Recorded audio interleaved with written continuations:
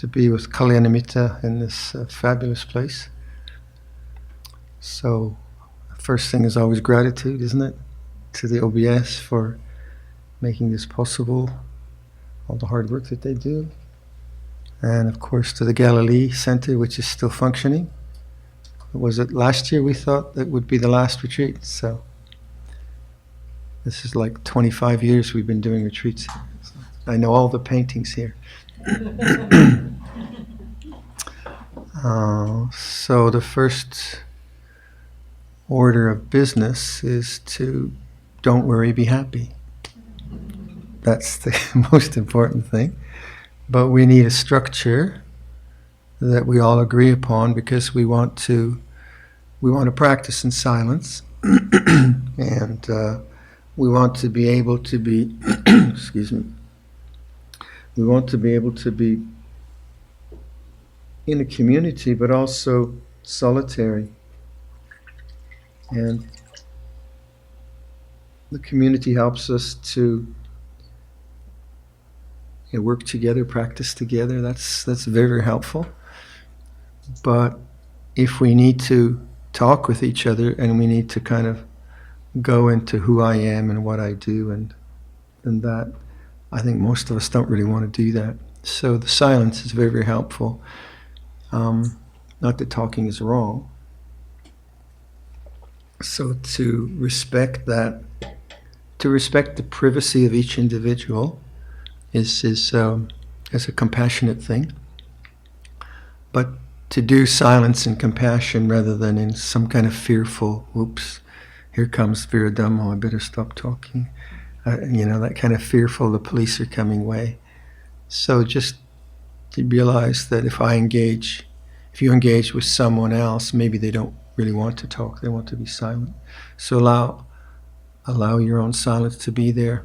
And of course, we need to consider the grounding of our spiritual life. And obviously we're rooted in the Buddhist tradition. So this Buddha image here is a Samadhi image. And that's a replica of the image we will have in our new Dharma hall, which is almost finished. And then this image was made by a Polish friend, a batik. Flowers represent moral purity, sila. The light represents wisdom. So there's a symbology to a shrine. And remember that the image is not an idol, it's a symbol. Some people actually think that this guy is going to take care of us. So the Buddha, we take refuge in the Buddha not as historical person, but as awakened mind. So there is the historical person, and there's all kinds of hagiographies, is that the word? Written about the Buddha, and there are cultural depictions of the Buddha. The Tibetans have certain statuary, and we have certain statuary. But it's really a symbol of the awakened mind. And what is the awakened mind? It's simply really knowing what's going on. And what is going on is Dharma. It's very simple, very, very simple. We're complicated. So we take refuge in Buddha, we take refuge in Dharma. What do I mean by that? Let's say my throat is reaching termination soon. I'm 77, I've probably got statistically 10 years left, but my throat thinks you've got 2 years left. So my throat isn't very happy. I love chanting, but if I chant for 5 minutes now I start coughing. That's just the way the body is. When I know the body as the body, it's like that. Coughing feels like this, old age feels like this, then that's Buddha knowing Dharma. But when the coughing makes me annoyed and I can't chant, then that's not Buddha knowing Dharma, that's Viradhammo being annoyed. And that's suffering. Simple. Very simple, actually. And then refuge in Sangha is, to some extent, it is a community which supports our practice. but it's also the doing of a moral life, the doing of a meditative life, the doing of a generous life, the doing of a intelligent life. It's the doing part, and we support each other on a retreat by doing the retreat. And then so the structure of so you have the Viradhammo Sangha, or the refuges. We pay homage to the Buddha, and this will be in the chanting, as you all know. And then the structure of the retreat is the schedule. So we have a pretty simple schedule, very spacious. And in terms of the schedule, the pattern I've developed over the years I've been teaching, I like to keep the morning meditation silent. I used to teach in the morning meditation, but I like that silence. And then after breakfast, is it 8:30? Breakfast session? At 8:30, is it? Or not? What time is it? Sorry. Thank you. Yeah, so we 8:30. Yeah. 8:30 to 9:30. So that morning session, I like to teach, so please do make that. And what I like to do is kind of put out some ideas, maybe 20 minutes or so, and then do a practice together, and then have the rest of the morning until lunchtime you practice on your own. So I do like people to experiment and try things out, rather than me always giving you lots of instruction. And then the same pattern in the afternoon, after lunch, 2 o'clock, is it? Yeah. So 2 o'clock to 3, I like to give some instruction, and then practice together for that period, and then you have a whole afternoon to get on your own. And those long periods of formal practice, we call it formal practice, from 2 to 5, are very, very important, because you have this long stretch where you're not distracting, and you're encouraging the awakened mind for long periods of time, and that's very, very helpful. So try to use that that patterning as best you can. So during that afternoon session or morning session, I'd recommend you don't read. I would really recommend if you could do a long internet fast. Whatever digital devices you have, if you could squirrel them away somewhere, it'd be very, very helpful. But that's your own self-discipline. That's probably the biggest distraction we have in modern culture. So if you can do that, you'd be good. So there's the structure of the retreat, and then of course the 8 precepts, which we'll do now. And the precept structures in a retreat are similar to a monastery. So some of them are moral, some of them are renunciant, and some are just a kind of social convention. So the first precept, panatipata viramani sikapatang samadhi, I undertake the precept to not kill any living being, so insects, mosquitoes, mice, whatever.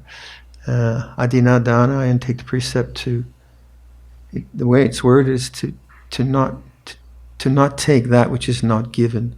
It's an interesting way to put it.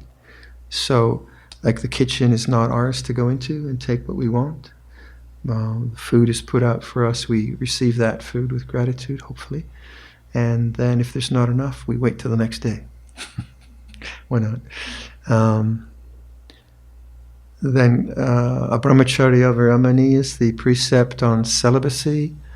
And so it's not a statement about sexuality being right or wrong. It's simply abstinence. And that's monastic life, just like that. Then right speech and musavada, in this case, would be, right speech will be noble silence.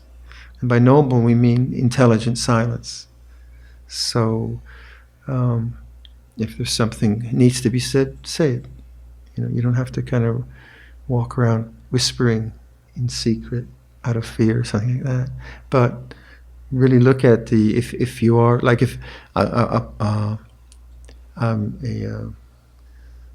person who is somewhat garrulous has a harder time in a retreat than a person who's kind of laconic. A laconic person has it easy because they don't like to talk. Someone who's a talker obviously has it more difficult, so fair enough. Different personalities have different situations. So that would be right speech. Sura Meria, obviously no alcohol. Even though marijuana is allowed in Canada, it's not allowed here, or grass, or hashish, or hashish cookies, all those different things. And then the precepts around entertainment. So like there's this we call it bhojana, precept around eating. Now that's just a social agreement we make. There's nothing immoral about eating fish and chips at 6 p.m. But what we try to do on a retreat is just kind of really simplify everything. So cooking is done for us. Don't have to think about it. Now's the time to eat. You forget about it, and but it's not a moral principle. So it's an agreement we make around food. And then the precept on entertainment. I was talking to Venerable Arnprior about where that precept originally came from, and I didn't realize that in the time of the Buddha, I think it was in one of the giris, one of the hills where the monks practiced, somewhere in the valley below, they used to have raves. And these raves were like totally debauched. I mean, it was like sex, drugs, and rock and roll full on with dope and everything going on for 3 days. And the Buddha said, don't go there. and that's the original intention of that. In monastic life, obviously we don't have raves, but we also don't have musical instruments, we don't have music and television, and so on. So it's not a statement against culture, that the music is wrong or bad or anything like that. But in a monastery, it's just a way of simplifying our lives. So however you use music or entertainment is up to you. Some of it can be really uplifting, edifying, some can be distracting. It's kind of just to see how it affects you. Scrolling through doom news cycles all the time, I think, is not a good thing to do. But if you want to do it, you might do it. Hopefully not. So in terms of this retreat, if not having any music and things like that, that's fine. No. So if you do have a device, please don't go on news sites. It'll be just as bad when we finish this retreat. Don't worry about it. And I guarantee it. Or, whatever. Now, that the whole thing about devices is actually a very good model of the opposite of spirituality. Because my sense of the spiritual life is that the spiritual life is not an experience like a sweetness or comfort or excitement. It's not experiential. It's that which is underlying all experience, which is silent, conscious presence, knowing. Some people call it God, whatever you want to call it, and the modern technologies of devices what they're doing is they're drawing you out into objects, and as long as your attention is on objects, you cannot realize the objectless or the pure subject, whatever you call it, because you're in the wrong territory. You're in the territory of change. You're in the territory of good and bad, exciting, boring, like it, don't like it, thumbs up, thumbs down, that kind of territory. And the I think for me, Theravada Buddhism, what really appeals to me is that language is there is the uncreated, the unoriginated, the unformed, the deathless peace. And what could that be? Unformed, uncreated, not beginning, not ending. It has to be something always here and now.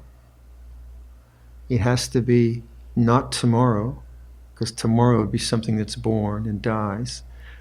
And it's something that's always present. So the Dhamma is always santitiko, akaliko, ehipasiko, opanayiko. It's here and now. It's not a matter of time. Each one of us needs to see this individually for ourselves. And how do you do that? You stop running out into the objective world, and you stay home as awareness. And those ideas, I don't know if they gel for you or if you've thought in those ways, but those ideas are very, very important for me, very important. So you can see how modern technology and the greed it enhances, even if it's cat videos or even pleasant things, which aren't. It's not a question of morality now. Morality is different. Like, this is a question of distraction, and it's the unfortunate part of our society. Having said that, I use YouTube a lot for learning weaving, for learning carpentry. So there's, I think it's great in some sense. But anyway, that's our culture. But I think it's a good example of what is not spirituality. Going out into objects is the opposite of the spiritual life. The spiritual life is an introversion, an involution, rather than an extroversion, going out. And normal, like I've been doing a lot of extroversion recently, so Skyping monks and talking about things and building projects. Sure, we all do that, and most of our lives is that. But on a retreat, and hopefully as the background to that, we begin to sense the kind of the basic silence, which is consciousness, the underlying, and which is love too, I would say, which is something which is very mysterious, and that's what I like to point to. And then the last precept is very weird. Very weird indeed. To not sleep on high or luxurious sleeping places. Now, what is that about, right? And it's one of those embarrassing things. Well, it's religion. No, it was about luxury. So the idea in the time of the Buddha was that if you had a duvet and a soft spring mattress, you were doing good. You were comfortable. You were in luxury, I suppose. And luxury and comfort can make people quite lazy. And in the sense of, like, I'm not asking you, I can see the beds flying out the windows tonight, right? But rather, you don't have to sleep on the floor. It's just that whole thing of just negating consciousness through sleep, annihilating the mind through sleep, that kind of not wanting to do anything, just being passive, is not very good for the spiritual life. Sleep is important. You need to sleep. That's very, very important. So the idea is luxury, distraction, these kinds of things around that. So could we turn to the 8 precepts? You've got an extra book?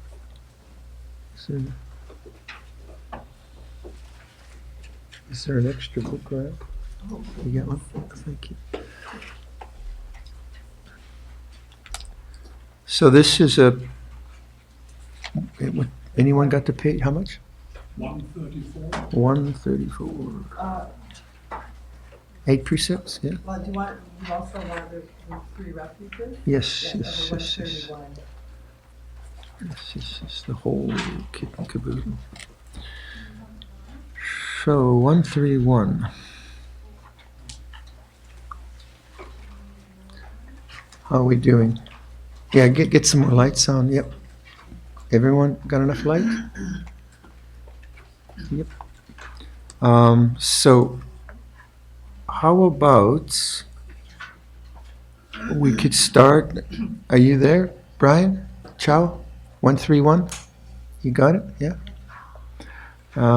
So if we could, those who want to, you don't have to, we usually start by bowing 3 times. So if you'd like to do that, bow 3 times.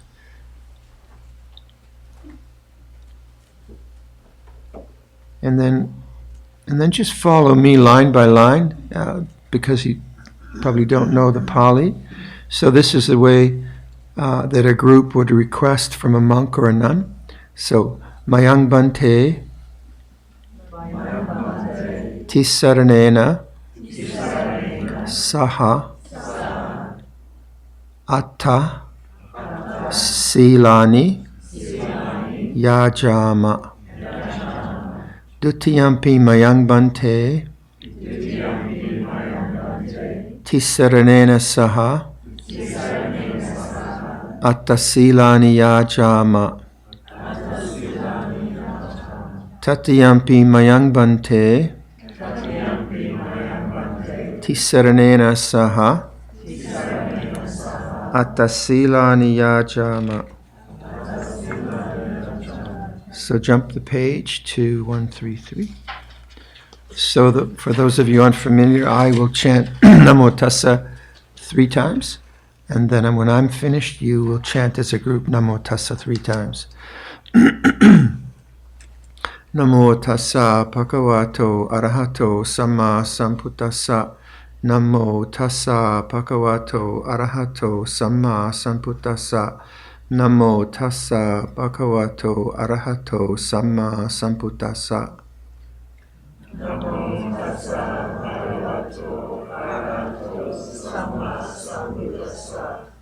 Namo tassa bhagavato arahato samma sambuddhassa. Namo tassa bhagavato arahato samma sambuddhassa.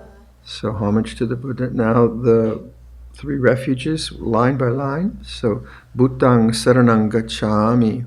Buddhang saranang gacchami. Dhammang Saranang Gacchami. Dhammang saranang gacchami. Sanghang Saranang Gacchami. Sanghang saranang gacchami. Dutiyampi Buddhang Saranang Gacchami. Dutiyampi buddhang saranang gacchami. Dutiyampi Dhammang Saranang Gacchami. Dutiyampi dhammang saranang gacchami. Dutiyampi Sanghang Saranang Gacchami. Dutiyampi sanghang saranang gacchami. Tatiyampi Buddhang Saranang Gacchami. Tatiyampi buddhang saranang gacchami. Tatiyampi Dhammang Saranang Gacchami. Tatiyampi dhammang saranang gacchami. Tatiyampi Sanghang Saranang Gacchami. Tatiyampi sanghang saranang gacchami. Tisaranagammanang nititang. You say Amapante. So the 8 precepts. So what I'll do is I'll chant some of the Pali and then the English as well. So we'll see how this goes. Panatipata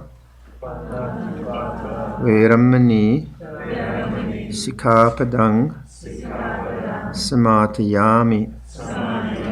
I undertake the precept to refrain from taking the life of any living creature.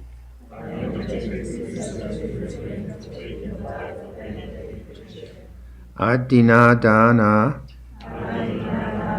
Veramani Sikkhapadang Samatiyami. I undertake the precept to refrain from taking that which is not given.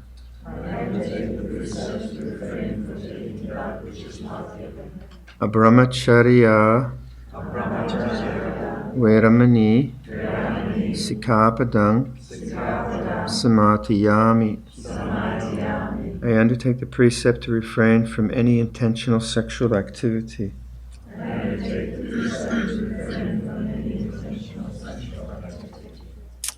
Musawada Veramani Sikkhapadang Samatiyami.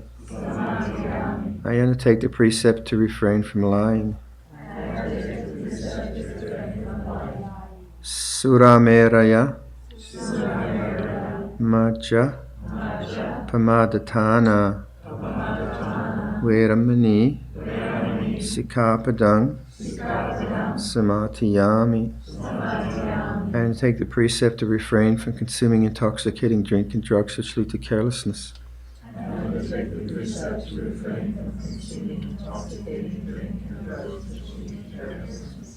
Vikala Bhojana Veramani Sikkhapadang Samatiyami. I undertake the precept to refrain from eating at inappropriate times.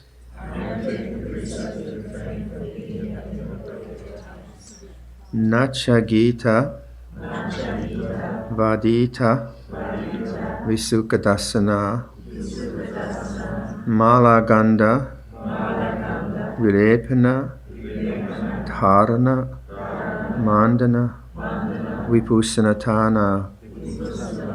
Viramani Sikkhapadang Samatiyami.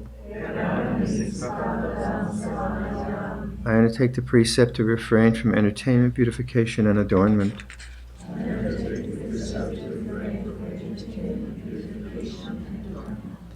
Uchasayana Mahasayana Viramani Sikkhapadang Samatiyami.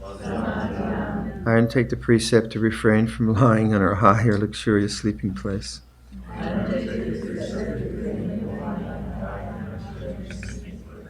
I'll say this once, you'll say it 3 times. Imani atasikapadani samatiyami.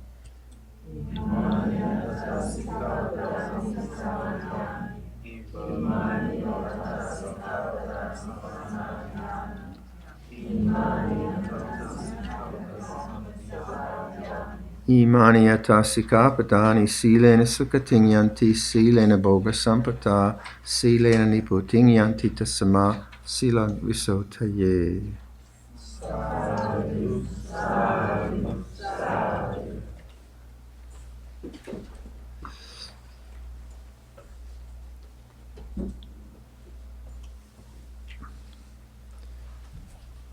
So if you're ever in Thailand or Burma or Sri Lanka, Cambodia, these are the kind of agreed social structures.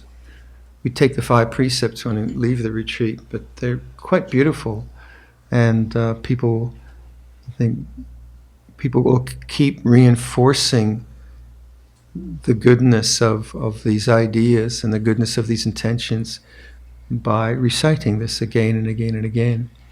And what people who have done this a lot, quite often, if their minds are agitated, something like, I just heard about some poor lady who was very generous and hardworking and was very clever with her money, just got cybercrimed for a massive amount of money, just a massive, and all the charities that she supports and all that's gone.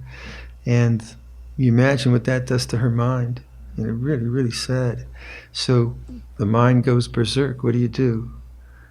Namo tassa bhagavato arahato samma sambuddhassa. Namo tassa bhagavato arahato. You have something to go to.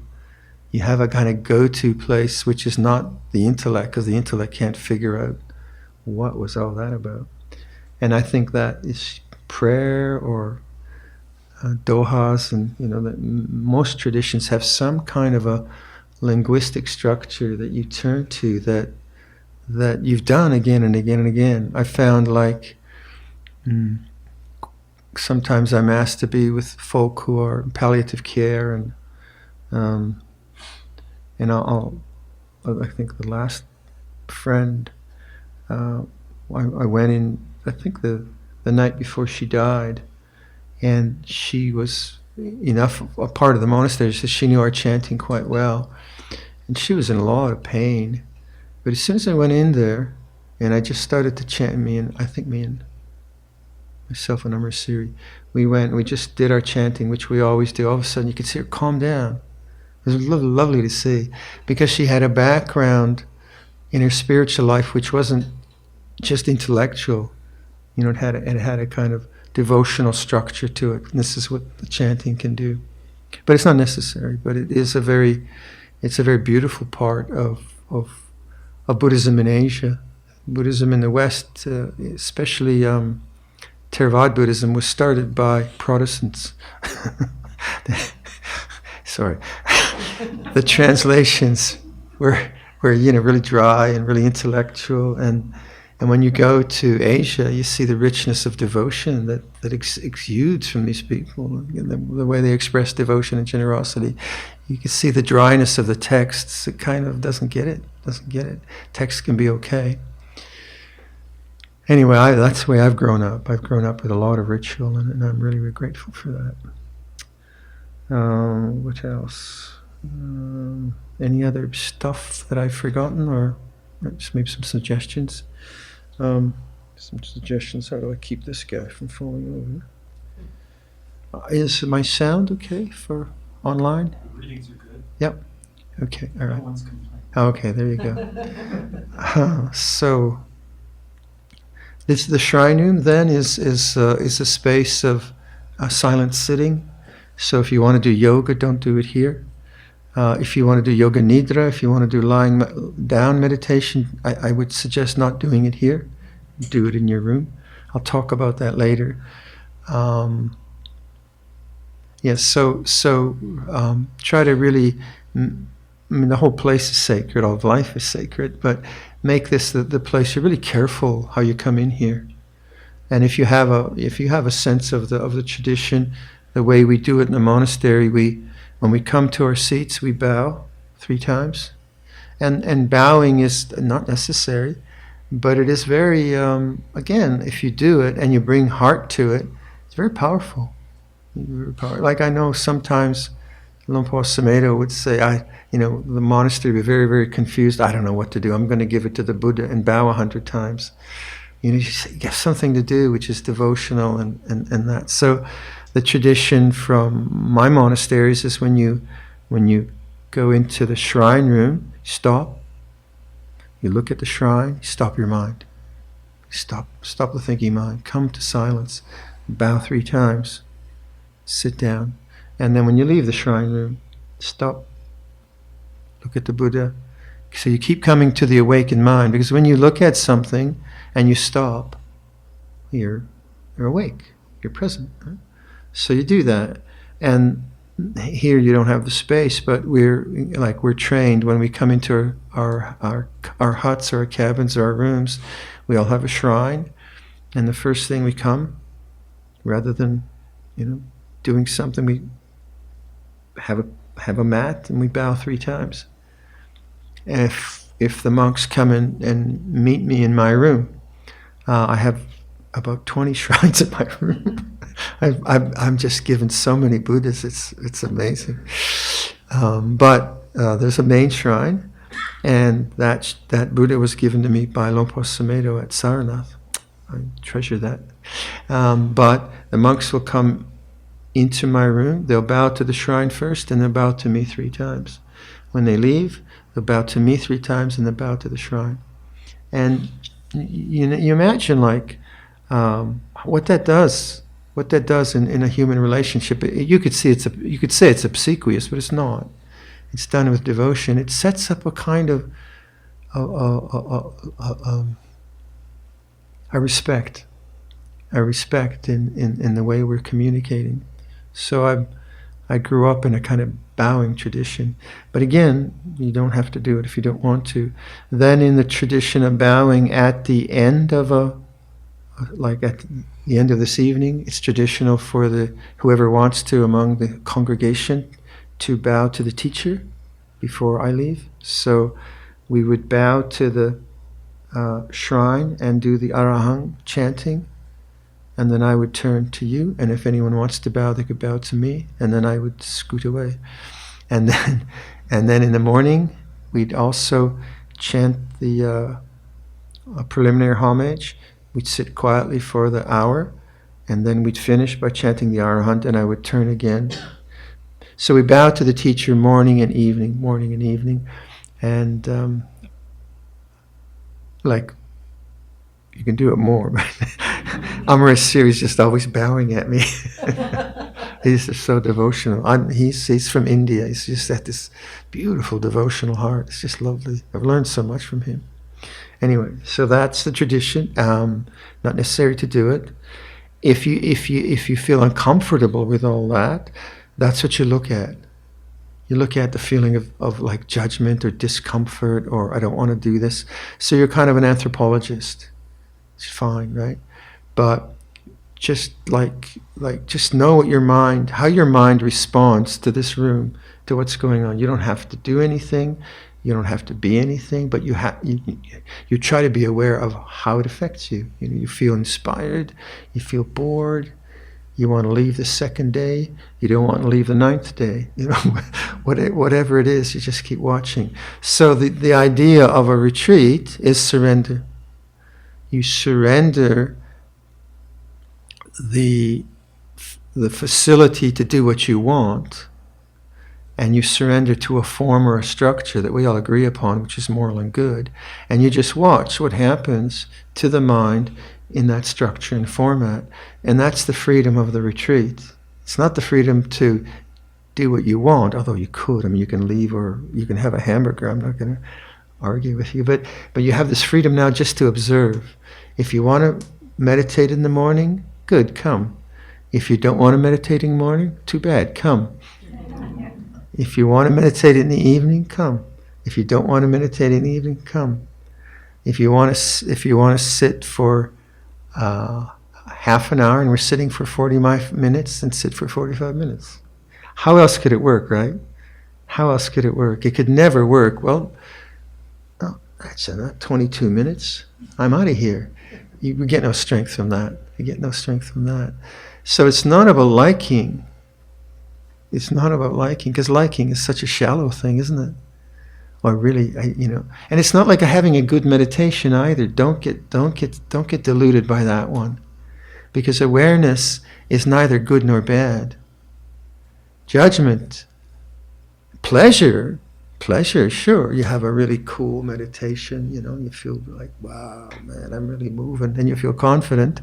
Great, confidence feels this way. And the next day you're totally out of it. Your head's hitting the floor. You can't stay awake. Terrible meditation. No, awareness has no quality. And if you get that, then a difficult meditation with difficult materials coming up, and you're really restless, and you are willing just to bear witness to it, strengthens awareness.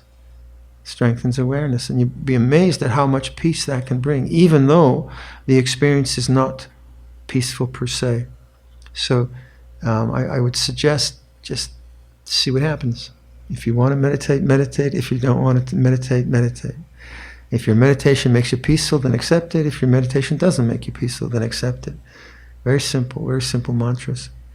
So tomorrow morning we come, I think there's a bell at 5:30. Then we're here, try to be here before 6. We start at 6. We'll do the same preliminary homage that we did now. I don't do long chanting. My throat can't do it. Then we'll meditate.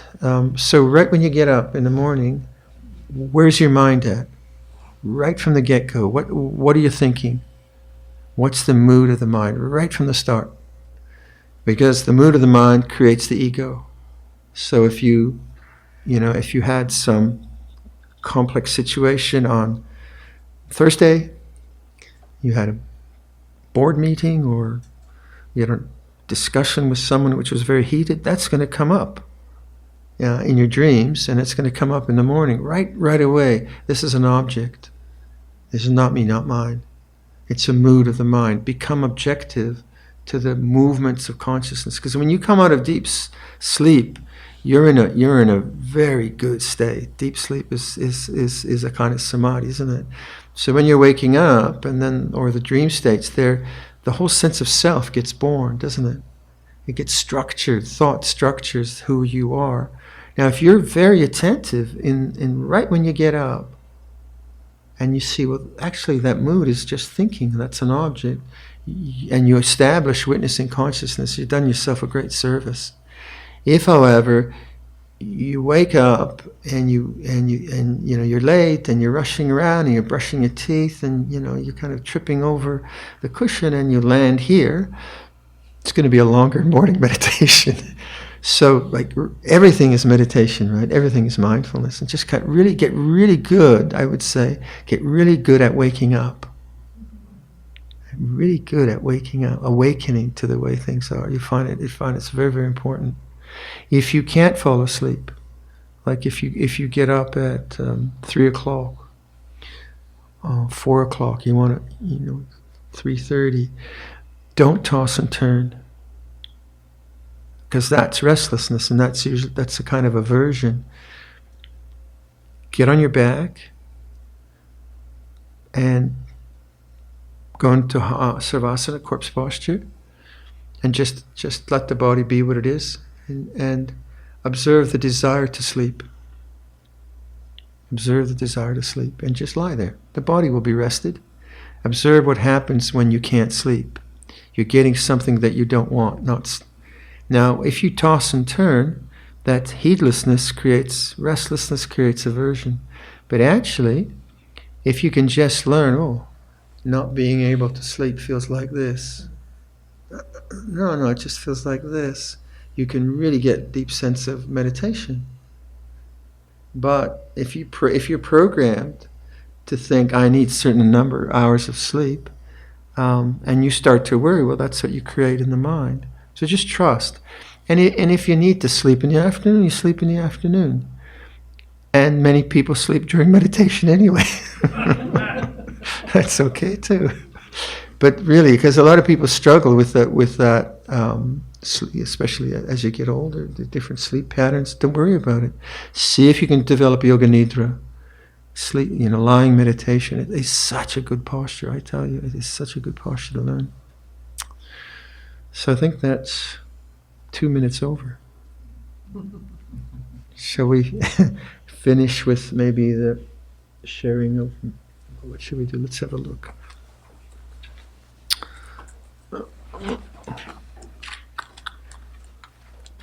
Let's do the sharing of merit. Where is that? Through the goodness? Anyone have that? 34. 34? 34? Oh, it's in Pali. It's in Pali, but the other page will probably be English. Here. Yeah, page 32. 33? Jawohl.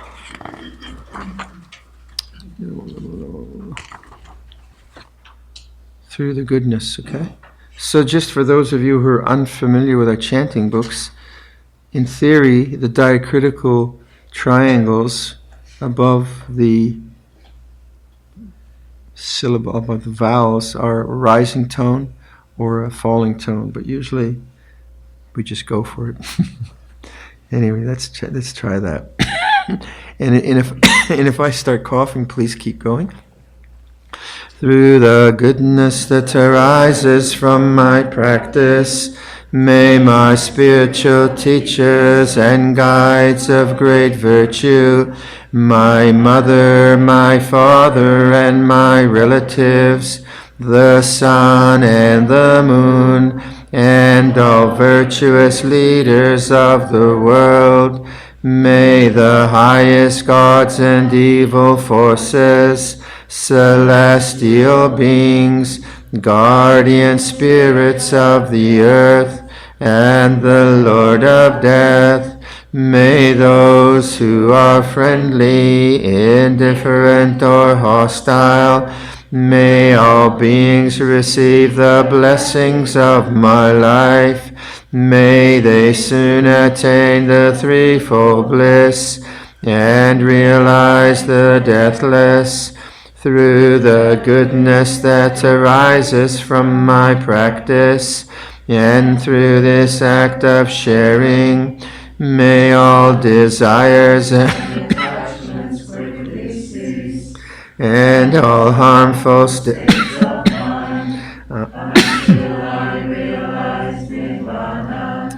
in every kind of birth, may I have an upright mind, with mindfulness and wisdom, austerity and vigor. May the forces of delusion not take hold, nor weaken my resolve. The Buddha is my excellent refuge. Unsurpassed is the protection of the Dhamma. The solitary Buddha is my noble guide. The Sangha is my supreme Support. Through the supreme power of all these, may darkness and delusion be dispelled. Finish with the closing homage. What page is that? 18? I think it's 18.